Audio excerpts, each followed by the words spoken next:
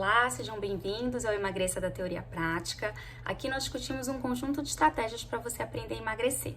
Eu sou Flávia Cunha, médica endocrinologista, e no episódio de hoje a gente vai falar sobre reganho de peso após cirurgia bariátrica. Como é que a gente pode evitar?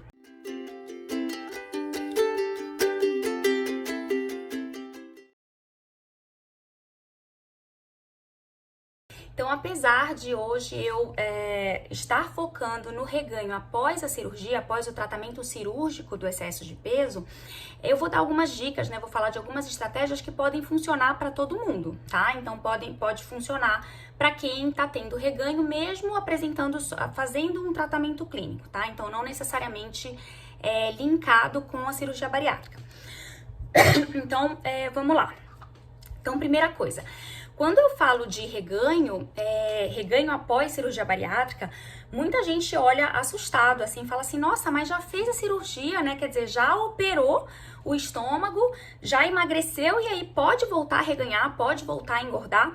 Então, a resposta é sim, né? Infelizmente, a gente tem esse problema, né? Após cirurgia bariátrica, não é todo mundo, não são todos os pacientes que operam e voltam a engordar, mas uma quantidade considerável de pacientes que operaram, que fizeram a cirurgia bariátrica, podem voltar a ganhar peso. E isso mostra o caráter crônico da obesidade, né? O caráter crônico dessa doença, ou seja, os problemas que levaram ao ganho de peso antes de operar, muitas vezes permanecem, né? Muitas vezes estão ainda ali presentes. Claro que muita coisa melhora, então é óbvio, né? O benefício da cirurgia bariátrica é inegável, não precisa nem a gente discutir, né? Todo mundo sabe, a gente observa uma perda de peso muito exuberante, né? Muito maior do que os outros tratamentos, né? O tratamento clínico, colocação de balão intragástrico. Então, a cirurgia bariátrica, ela acaba sendo mais efetiva, ela é considerada um tratamento mais efetivo, porque o total de perda de peso é maior, né? É mais exuberante. Então, esse benefício ninguém contesta, mas existem alguns pacientes que voltam a engordar e acabam perdendo um pouco do benefício que a cirurgia bariátrica traz para essas pessoas, né? Então, a gente tem que pensar que essas pessoas, elas continuam tendo o problema, né? Os fatores que levaram ela ao ganho de peso, mas elas brigam num patamar mais baixo, né? Então, depois que elas fazem a cirurgia bariátrica, por exemplo, antes da cirurgia bariátrica, elas tentavam emagrecer com um peso de 120 quilos, por exemplo. Então, elas perdem peso, vamos dizer, até 80, 90, e aí elas continuam brigando, só que num patamar de peso mais baixo. Então, assim, ainda assim, há um benefício, né? Mas tem paciente que volta a engordar quase tudo o que perdeu. Então, é disso que a gente vai falar, tá? Assim, por que acontece e quais as estratégias que a gente pode traçar aí para tentar minimizar, para tentar melhorar esse reganho, tá certo?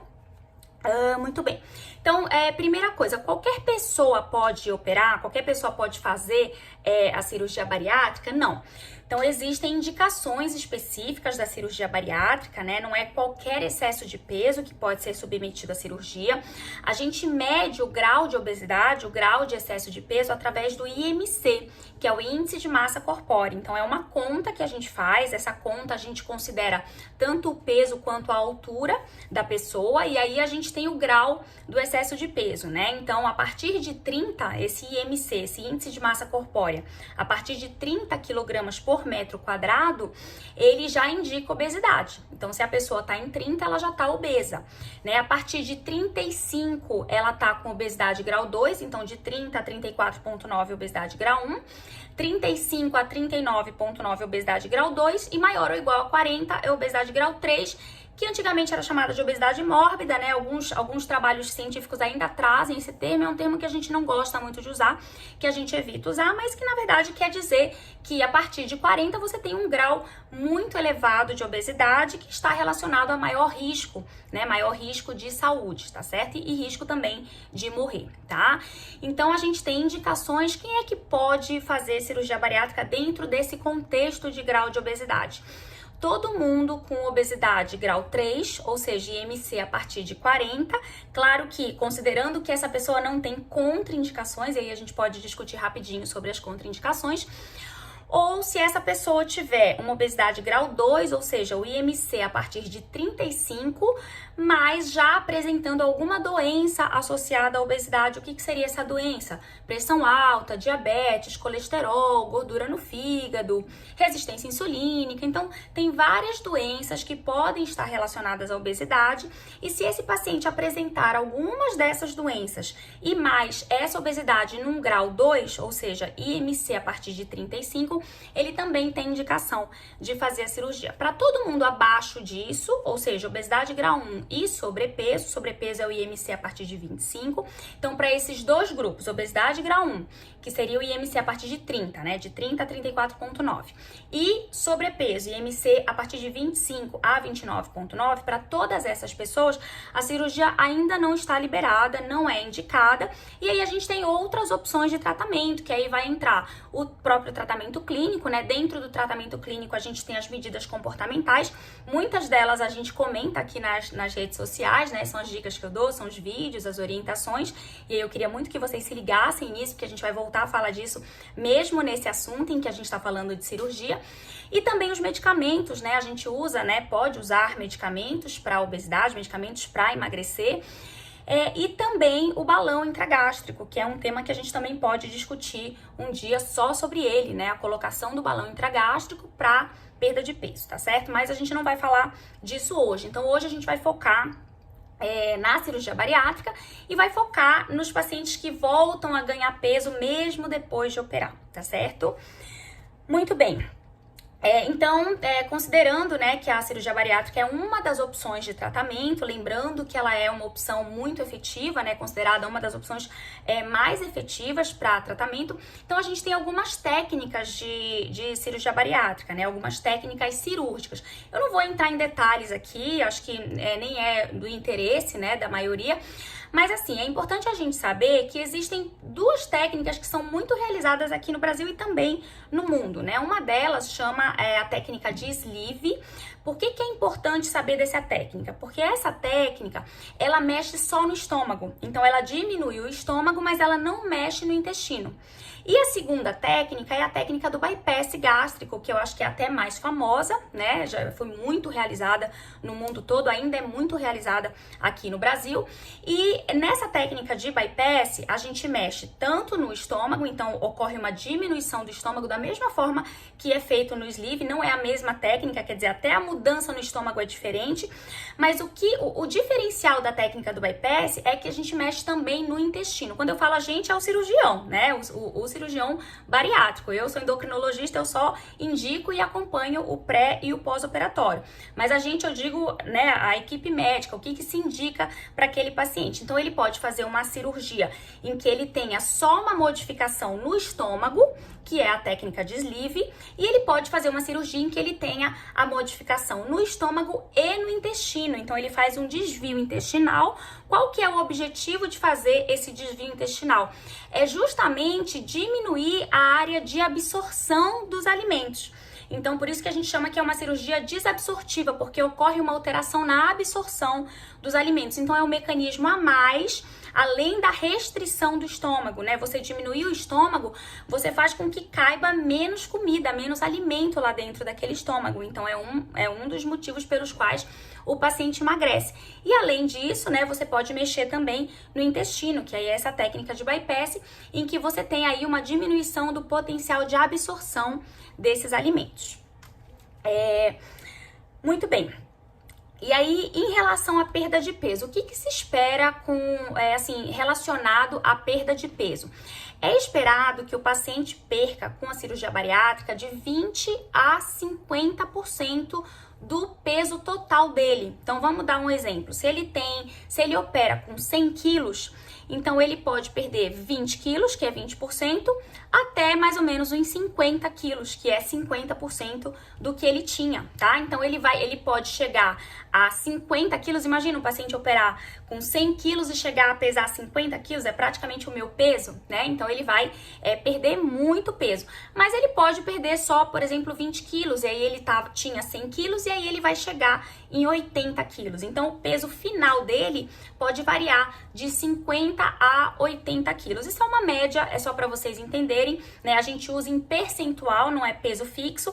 Então, se o paciente opera, por exemplo, com 150 quilos, o raciocínio é totalmente diferente, né? 10% de 100 quilos são 10 quilos, 10% de 150 quilos são 15 quilos. Então, a continha começa a mudar, tá? Mas então, a gente sempre trabalha em cirurgia bariátrica, como os pesos são muito diferentes, a gente sempre trabalha em percentual, tá? Só que não é isso que determina o sucesso cirúrgico. Então, para a gente determinar o sucesso cirúrgico, geralmente a gente trabalha com o que a gente chama de excesso de peso. Eu vou explicar o que significa isso para vocês. Então, vamos imaginar essa mesma pessoa pesando 100 quilos. Mas pela altura dela, vamos imaginar que o peso ideal dela seria em torno de 60 quilos, né? Vamos dizer que ela tem aí, teria que fazer a continha do IMC, né? Para ver o peso ideal. Mas vamos dizer que ela tem aí 1,50 e pouco, 1,60 e pouco, e que o peso ideal dela fosse 60 quilos. Se ela tá pesando 100 quilos, significa que ela tem 40 quilos de excesso de peso. Quer dizer, ela deveria pesar 60, mas ela pesa 100. Então, ela tem 40 quilos em excesso de peso. E aí, o sucesso cirúrgico geralmente é medido em relação à perda desse excesso de peso. A pessoa precisa perder pelo menos a metade do excesso de peso para que se considere que a cirurgia foi um sucesso. Então, nesse exemplo que eu tô dando, né, se o paciente pesa 100 quilos, mas ele deveria pesar 60, ele tem 40 quilos de excesso de peso. Se ele perder pelo menos metade disso depois da cirurgia, ou seja, se ele perder 20 quilos, ele já entrou no sucesso cirúrgico, no que a gente chama de sucesso cirúrgico, tá certo? Claro que o sucesso cirúrgico, ele não é medido só em relação ao peso, ele é medido principalmente em relação à perda de peso, mas ele é medido também em relação à melhora das doenças que são associadas à obesidade. Então, assim, tem paciente que opera e que não tem nenhuma doença, né? Ele só tem obesidade como doença, mas ele não tem pressão alta, ele não tem diabetes, ele não tem colesterol alto. Então, ele não tem outras doenças associadas. Mas tem muitos pacientes que operam e que têm algumas dessas doenças, como eu já comentei com vocês. Então, a melhora dessas doenças depois da cirurgia também é um parâmetro de sucesso cirúrgico, também é um parâmetro de melhora clínica e a gente deve sim considerar isso, né? Isso é super importante. Por exemplo, o próprio diabetes é uma doença que geralmente melhora muito depois da cirurgia bariátrica. Dependendo do tipo de diabetes, o paciente pode até entrar no que a gente chama de resolução. É como se ele curasse. A gente não gosta de usar o termo cura, mas é como se ele curasse. Ele resolve totalmente o quadro diabético, ficando até sem necessidade de usar remédio depois da cirurgia. Isso não acontece em todo mundo, mas acontece em muita gente, né? Na grande maioria, principalmente se o diabetes dele não era um diabetes tão intenso, tão avançado e se ele não tinha tanto tempo de doença, né? De diabetes quando ele operou, né? Então, por exemplo, se ele operou e ele tinha 3 anos de diagnóstico de diabetes, a chance que ele entre em remissão desse diabetes é muito alta. Agora, se ele tinha, por exemplo, 10, 15 anos de diabetes e ele já usava insulina ou já usava vários medicamentos para controlar esse diabetes, a chance desse diabetes sumir, desse diabetes resolver é menor, é muito mais baixa, tá? Muito bem. Quando a gente fala de redução de peso após cirurgia bariátrica e também de melhora das comorbidades, mas principalmente de redução do peso, a gente considera o tempo de 2 anos, né? Então, o que a gente observa na prática? Em até 2 anos, o paciente tem uma tendência a continuar perdendo peso, né? Então, ele perde peso principalmente no primeiro ano, após a cirurgia bariátrica, e no segundo ano ele ainda tem um potencial de perda, mas essa velocidade de perda de peso já começa a diminuir. Na verdade, a gente observa a maior perda de peso nos primeiros 6 meses da bariátrica. Se eu operei em janeiro de 2020, então até julho, agosto de 2020, eu vou ter uma perda de peso muito exuberante. No segundo semestre, eu continuo perdendo peso, mas eu já tenho uma diminuição da velocidade dessa perda de peso. E a partir do segundo ano, ou seja, em 2021, nesse exemplo, eu até posso perder peso, mas isso já começa a estabilizar, tá? E aí tem paciente que já nesse segundo ano começa a voltar a ganhar algum peso.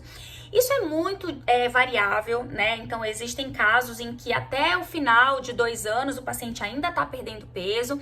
Existem casos em que o paciente perde peso só no primeiro ano e a partir do segundo ano ele já começa a estabilizar com tendência a reganho. E existem casos em que o paciente fica super bem e consegue manter a perda de peso dele e realmente não reganha. Então, tem várias situações, né?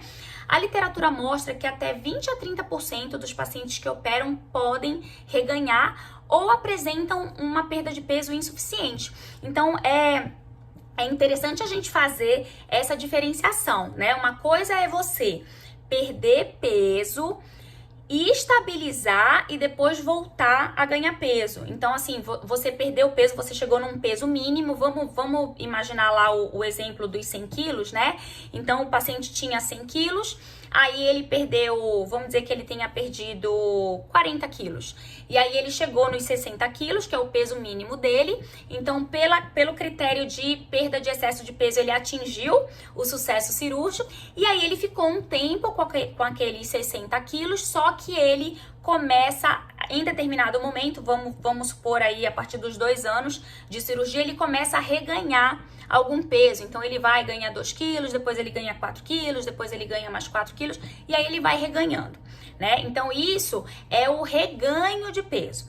Agora, tem paciente que não chega a perder o peso esperado, né? Então, isso a gente chama de perda insuficiente de peso.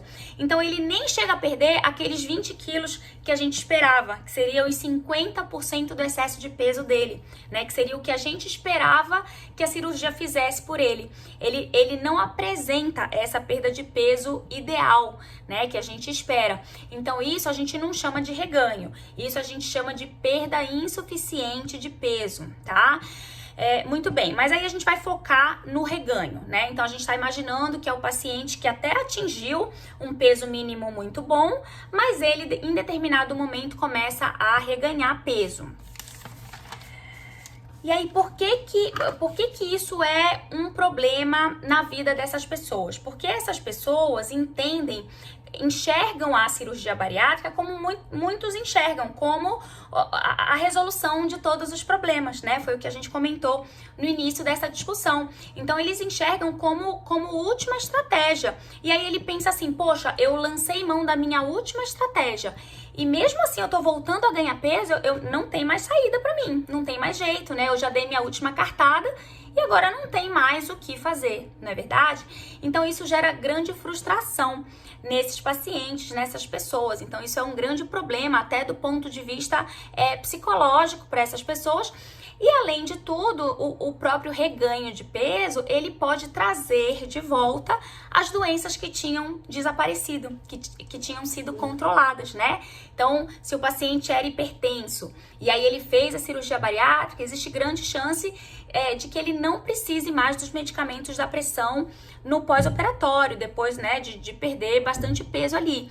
Mas, se ele começa a reganhar, essa pressão provavelmente vai voltar. Assim como o diabetes, né? O diabetes também, depois de um tempo, ele pode retornar, né? Ele retorna ali, geralmente na fase de pré-diabetes, até que ele pode voltar ao diagnóstico, de fato, de diabetes num paciente que reganhou muito peso após a cirurgia bariátrica. Então, a gente tem que considerar essas situações quando a gente fala de reganho de peso, tá? Bom, o que leva ao reganho de peso? Acho que essa é a grande pergunta, né? Essa é a grande dúvida, essa é a grande questão a ser discutida. Então, assim, geralmente a gente tem problemas relacionados à própria cirurgia. Então, a primeira coisa, né? O paciente começa a perder peso ou não perde peso da forma esperada. O que a gente já tende a pensar? Todo mundo, né? Já tende a pensar, essa cirurgia não deu certo, esse cirurgião não operou direito. E olha, gente, por mais que seja mais fácil colocar a culpa em outra pessoa, Na grande maioria das vezes, o cirurgião foi, assim, super dedicado, fez tudo certinho, a cirurgia tá maravilhosa, você faz uma avaliação através de exames e você vê que tá tudo no lugar e que, na verdade, não tem relação com a cirurgia de fato, tá? Mas em raros casos pode acontecer isso também, volto a dizer, não é culpa do cirurgião, tá? Mas em raros casos pode acontecer de você apresentar uma dilatação o que a gente chama de boca anastomótica. O que é esse nome feio? É o local por onde vai passar o alimento, tá? Então, por exemplo, na conexão do estômago com o intestino. Então, você tem uma anastomose do estômago com o intestino. Isso é feito cirurgicamente, só que isso, com o tempo, pode ir alargando, né? Então, isso pode estar relacionado com o reganho de peso. Outra coisa que acontece, que não é frequente, é rara, mas pode acontecer, é o estômago se ligar com o estômago antigo, com o estômago excluso, que a gente chama. Então, lembra, isso acontece geralmente na técnica, pode acontecer na técnica do bypass, é muito raro, tá, gente? Mas vamos imaginar na técnica do bypass. É feito um novo estômago, que é bem pequenininho, e o estômago anterior, que é um estômago grandão, que é o estômago original da pessoa, ele fica lá, só que ele fica fora do trânsito da comida, tá? E aí pode acontecer, isso é muito raro, volto a dizer, mas pode acontecer do estômago se juntar com o estômago menorzinho, que a gente chama de fístula gastrogástrica, ou seja, é um pedaço do estômago se ligando de volta ao estômagozão grandão, que é o estômago que tá, assim, retirado do trânsito por onde passa a comida. Se isso se liga, o paciente pode voltar a ganhar peso, e aí o motivo de ganhar peso é um motivo anatômico, é um problema que aconteceu depois da cirurgia e que precisa ser reoperado, precisa ser corrigido cirurgicamente. Mas muitas pessoas que reganham, né, fazem exames, e isso uma simples endoscopia pode mostrar pra gente essas questões anatômicas que são relacionadas diretamente à cirurgia. E aí as pessoas que reganham, elas fazem esses exames na esperança de que seja um problema cirúrgico e de que vá lá resolver e que vá voltar a perder peso. Mas na grande maioria das vezes não tem nada, não são esses problemas que estão levando ao reganho de peso. E a gente precisa, né, agir de outra forma. Não adianta jogar a responsabilidade para o cirurgião, porque muitas vezes a responsabilidade é nossa mesma, nossa no sentido de paciente, né? Coisas que o paciente precisa readequar. E aí é sobre isso que a gente vai falar um pouquinho mais profundamente, tá? Então, quando o problema de reganho não é cirúrgico, né, não é alguma alteração anatômica proveniente da cirurgia, então geralmente é o que? É comportamental. Então tá relacionado à forma como eu me comporto do ponto de vista de comportamento alimentar, tá? E aí, aqui que eu queria conversar com vocês alguns detalhes, né? Então, assim, o que é muito relatado na literatura, um hábito que é muito relatado na literatura, que está relacionado frequentemente com reganho de peso nesses pacientes? O hábito de beliscar comida. Então, o que é esse beliscar comida? É aquela mania que a gente tem de toda hora tá buscando alguma coisinha para comer, né, e querendo mastigar toda hora, né? Então, é aquela coisa da gente não sentar, não ter o hábito de sentar e cumprir a refeição, né? Fazer a refeição. Não, vou fazer meu café, vou fazer meu almoço, vou fazer meu jantar. Não, a gente tá sempre beliscando, parece até que a gente tá querendo se enganar, né? Eu digo isso porque eu vejo muito isso no consultório. A gente parece que tá querendo se enganar, tá comendo, parece que, eu não percebi, eu não gravei, então eu não comi, mas comeu, né? Tá sendo contabilizado como caloria. Então é uma forma até psicológica da gente se enganar, né? Pessoas que sofrem tanto com a questão de comer, com a questão do excesso de peso, que acabam criando essa estratégia, que não é uma estratégia boa, né? Porque é uma estratégia que leva a mais ganho de peso, mas é muito frequente. E aí é muito comum a gente observar esse perfil nos pacientes após a cirurgia bariátrica. Eles começam naquela mania de beliscar, e esse hábito beliscador acaba aumentando a ingestão calórica, a quantidade de calorias que eles comem por dia, tá? Então isso é uma coisa para atentar.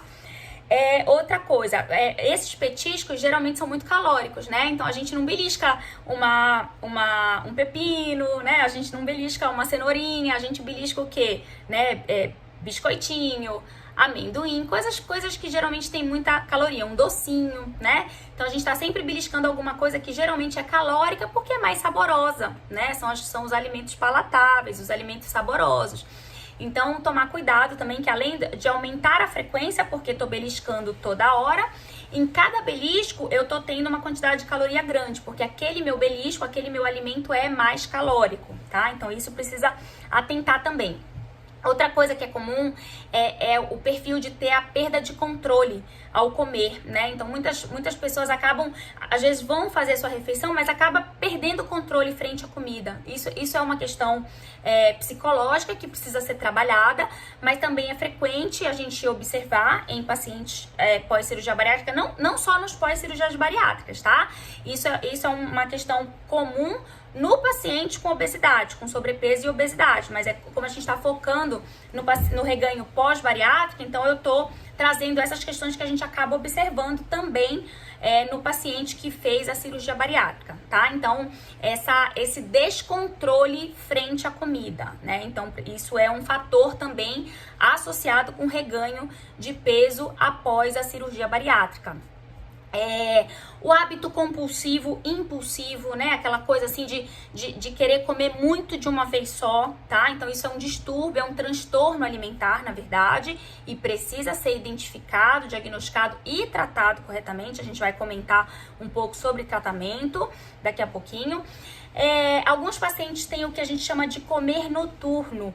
Então, eles até conseguem, durante o dia, ficar longo período sem se alimentar, né? Ou comem muito pouco durante o dia, às vezes não tomam café, só almoçam, mas quando chega a noite, aí parece que estava preso e abre a jaula e aí quer comer tudo, né? Então chega a noite, eles têm muita fome, né? Parece que fica ali se controlando o dia inteiro. Às vezes nem se controla, né, conscientemente. Às vezes é porque na correria do dia a dia, na correria do trabalho, não percebe, não lembra de comer. Mas quando chega em casa, que relaxa, né? Acabou o trabalho, acabou a preocupação, tô na minha casa, tô protegido, relaxo, aí a fome vem, né? E aí a fome vem com tudo.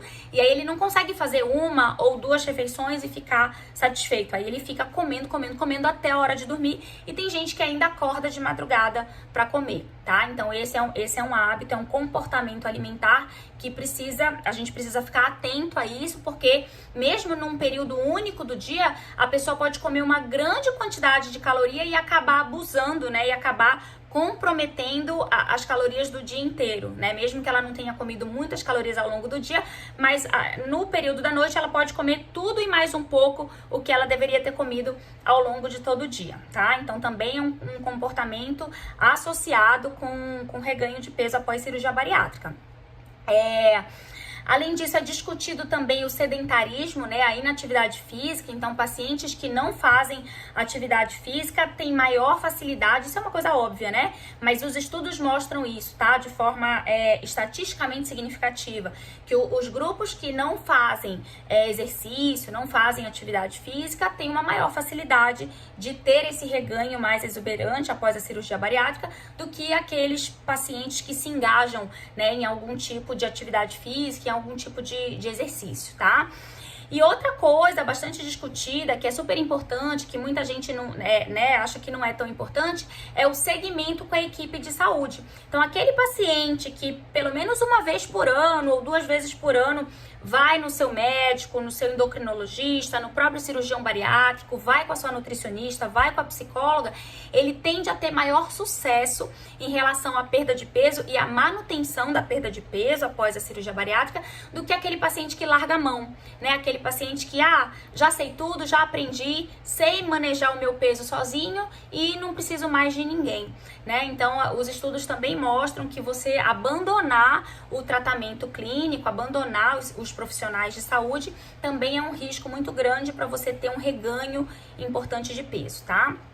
Bom, e aí eu fiz uma listinha aqui, né? Como é que a gente pode manejar, como é que a gente pode melhorar essas situações, né? Então, Número um, é exatamente isso que eu tô falando, o acompanhamento profissional é fundamental. Então, não abandonar a sua equipe de saúde, mesmo que você vá uma vez ao ano, né? É melhor do que nada, mesmo que você vá uma ou até preferencialmente 2 vezes ao ano, quer dizer, a cada 6 meses, ninguém vai morrer de frequentar o médico a cada 6 meses, é uma frequência super pequena, mas já é melhor do que não ir, né? Do que não estar presente, tá? E aí lembrar que também é o momento, quando você tá ali com um profissional de saúde, além de tirar as dúvidas, discutir, né, suas dificuldades, é o momento também de você fazer os seus exames, né, avaliar as suas vitaminas. A gente sabe que pode haver deficiência vitamínica após a cirurgia bariátrica, é um tema super legal também, que a gente pode discutir qualquer dia desse. Então é o momento também de você fazer os seus exames gerais, ver a sua parte metabólica, né, medir a pressão, ver como é que tá a sua saúde de uma maneira geral, tá? Então lembrar disso, isso é um ponto super importante. Segundo ponto, a primeira coisa que eu falei, descartar alterações cirúrgicas, alterações anatômicas que possam ser corrigidas, tá? Então, essa correção, ela pode, lembrar que isso é a minoria dos casos, mas que às vezes acontece. Essa correção anatômica, essa correção, né, de alguma coisa cirúrgica, ela pode ser feita através de cirurgia, mas ela também pode ser feita através de endoscopia. Então, tem algumas técnicas endoscópicas que conseguem corrigir, né? Então, não necessariamente você precisa ir para uma nova cirurgia. Muitas vezes precisa. E aí, quem vai determinar isso nem é o endocrinologista. Quem vai determinar isso é o seu cirurgião bariátrico, tá? Então, é muito importante também ter esse segmento com o seu cirurgião. Casar, a gente fala assim, ó, tem que casar com o cirurgião bariátrico, porque pelo menos uma vez por ano você precisa visitá-lo, tá? Então, né, segunda coisa é descartar que o problema não seja muito do seu comportamento, que o problema seja realmente alguma coisa anatômica ali que possa ser corrigida.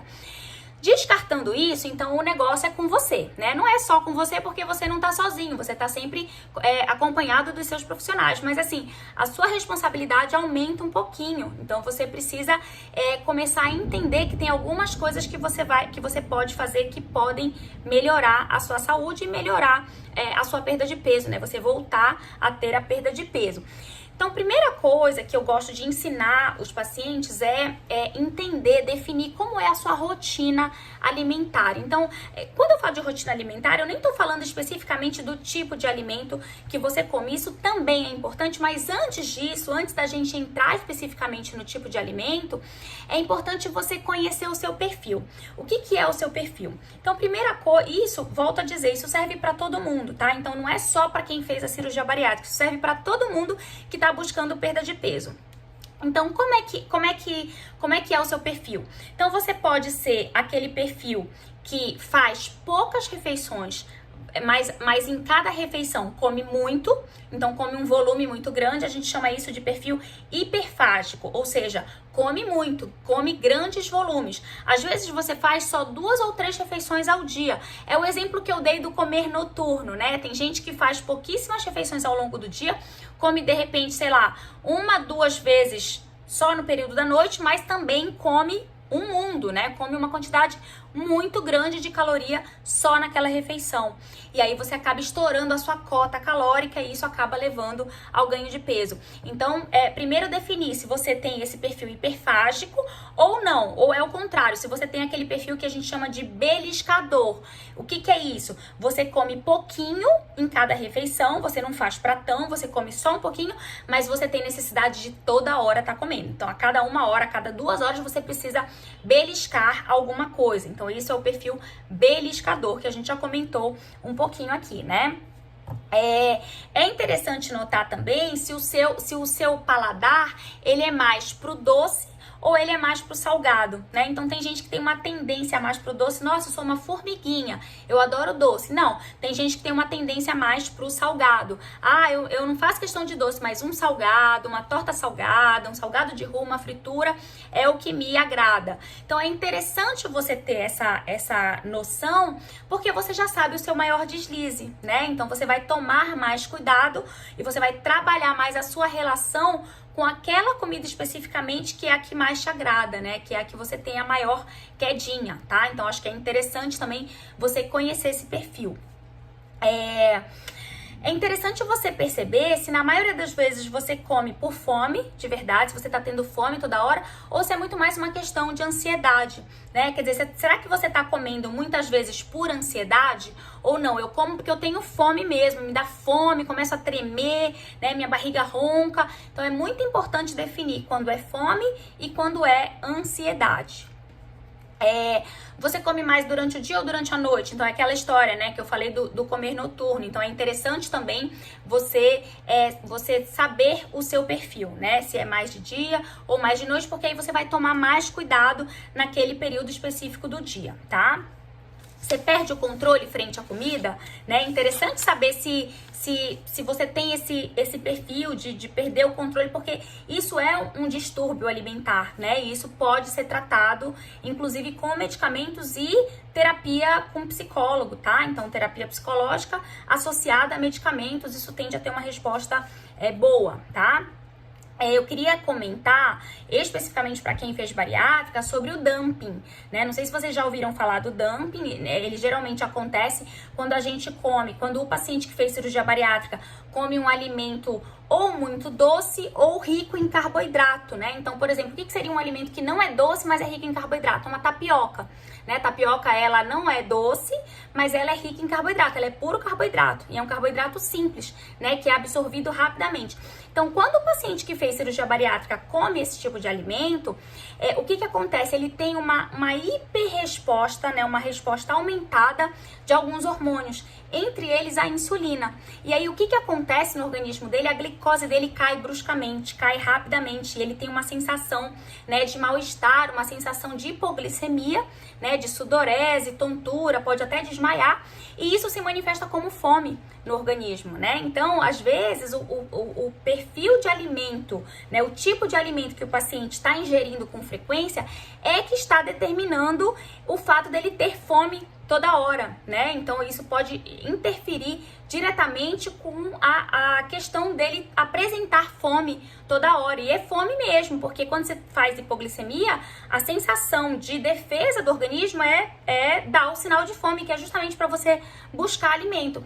Só que aí, ao invés do paciente buscar um alimento que seja bom para resolver aquilo, ele busca o quê? Alimento doce. Ele busca alimento que geralmente é a base de carboidrato. E aí ele piora, ele perpetua essa situação, tá? Então eu queria muito falar sobre isso, né? Qualquer dia a gente pode até aprofundar esse assunto, porque isso é muito frequente, né? No consultório, na prática clínica, a gente vê muito paciente com esse problema do dumping, e isso é um forte indício de que o paciente, né, vai buscar toda hora comida. Então, às vezes, até esse perfil beliscador pode ser um pouco dessa necessidade de suprir esses momentos de hipoglicemia. E pode ser também um pouco da ansiedade, né, misturada, pode ser um pouquinho dos dois, tá? Então, o que a gente teria que fazer aqui para melhorar? É justamente evitar o que a gente chama de carboidrato simples. Por exemplo, a tapioca pura é um carboidrato simples, o pão puro é um carboidrato simples, o açúcar refinado é um carboidrato simples. O que a gente tem que fazer? Trocar por carboidrato complexo. Isso é o primeiro ponto. Então, o que seria o carboidrato complexo? Os legumes são carboidratos mais complexos, né? Então, uma batata doce, uma mandioca, elas são trabalhadas um pouquinho melhor do que os carboidratos simples, mas elas continuam sendo carboidrato. Então, ainda assim, tem que ter atenção com isso. Uma outra coisa muito boa, que é até melhor, é você aumentar um pouquinho a sua ingesta proteica, a sua ingesta de proteína. Então, você buscar a proteína faz com que você tenha menos dumping, né? Você tenha menos liberação de insulina e você tenha mais saciedade. Você tendo mais saciedade, você não fica buscando toda hora comida, né? E aí você melhora um pouquinho esse seu perfil beliscador, de ficar buscando e ficar comendo toda hora e mastigando toda hora, porque aí o seu organismo vai estar saciado. Então, isso pode ajudar nesse perfil beliscador, tá? E evitar aquilo que a gente chama de caloria vazia. Caloria vazia é aquela caloria que tem só caloria e nada ou pouco de nutriente, né? Então, você tem muita caloria com pouco nutriente, tá? Então, isso também é péssimo pro pós-bariátrico, é péssimo pro paciente que fez bariátrica e ajuda no ganho de peso, tá? Então, evitar a caloria vazia. Como é que a gente faz isso? Toda vez que for pensar em comer, se perguntar, isso que eu tô comendo, além de calorias, tem nutrientes? Vai me trazer nutrientes? Tem vitaminas, minerais? Se a resposta for sim, então é um alimento legal para comer. Se a resposta for não, então gravar que você já tá comendo aquele alimento ali que a gente considera uma caloria vazia e não continuar tendo esse erro muitas vezes ao dia, tá? Não é que não possa de vez em quando comer, né, um docinho, um açúcar, alguma coisa. Não é que não pode, mas é você evitar ter a frequência disso, tá? Lembrar que a bariátrica, como ela tem aquela questão restritiva, ela tem um alto poder de saciação. Lembra o que é a saciação? Estou comendo, fico cheia rápido. Justamente porque o meu estômago tá pequenininho, né? Então, se o estômago tá pequenininho, eu não vou aguentar geralmente grandes volumes. Só que ela não tem o poder de saciedade. Saciedade parei de comer, quanto tempo eu vou ficar sem ter fome novamente? Tá? Então já é uma coisa diferente de saciação. A saciação, ela é resolvida com a cirurgia bariátrica, pelo menos assim, ela é melhorada com a cirurgia bariátrica. Já a saciedade depende muito mais do tipo de alimento que eu vou escolher para comer, tá? Bom, fazendo tudo isso, né, vamos dizer que eu já tentei, né, fazer tudo isso que você tá falando, Flávia, mas continuo tendo determinado problema, não tô conseguindo perder peso. Aí a gente vai pensar, né, aí nas alterações, nos distúrbios alimentares, né, nos transtornos, que aí precisam ser tratados, né, de forma mais intensiva com os profissionais de saúde, especialmente com o psicólogo, às vezes até psiquiatra, e com medicamentos, né, que o próprio endocrinologista pode também orientar, que são medicamentos que ajudam, por exemplo, no comer emocional, né, nos transtornos de compulsão alimentar periódica. Então, a gente também tem alguns artifícios, né, algumas artimanhas medicamentosas e psicoterápicas para ajudar esses pacientes que não têm sucesso aí, que começam a reganhar muito peso e não conseguem controlar esse reganho de peso pós cirurgia bariátrica, tá? Lembrando que essas questões podem acontecer também no paciente que está em tratamento clínico, né? Não são específicas da cirurgia bariátrica, mas eu quis trazer, né, esse perfil da bariátrica, porque é uma coisa que já vinham me pedindo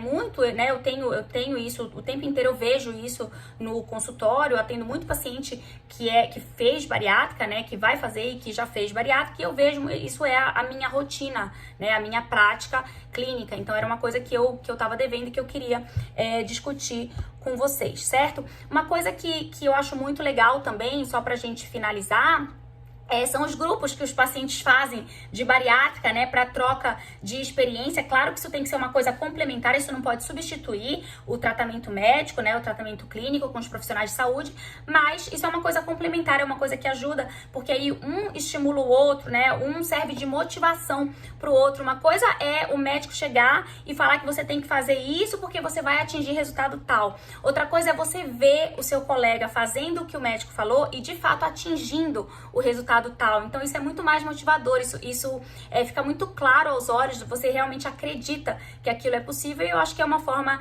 de motivar, né? Isso serve inclusive para os grupos para exercício físico, né? Para fazerem juntos. Então isso costuma ajudar bastante no tratamento dessas pessoas, né? Tem várias particularidades no tratamento do pós-operatório de bariátrica. Eu vou começar a trazer algumas coisas aqui também, né? Para também beneficiar essas pessoas que já fizeram. Então, lembrando, fazer a cirurgia bariátrica não é o fim da linha, né? Não é mesmo o fim da linha, tem muita coisa depois da cirurgia, mas realmente é um tratamento que a gente precisa tomar todo o cuidado, né? Durante e após, porque é a grande chance do paciente de ter uma perda de peso grande e de manter essa perda de peso. Então, por isso que eu quis trazer aí os cuidados em relação ao reganho de peso após a cirurgia bariátrica, tá certo? Então, nos vemos até a próxima.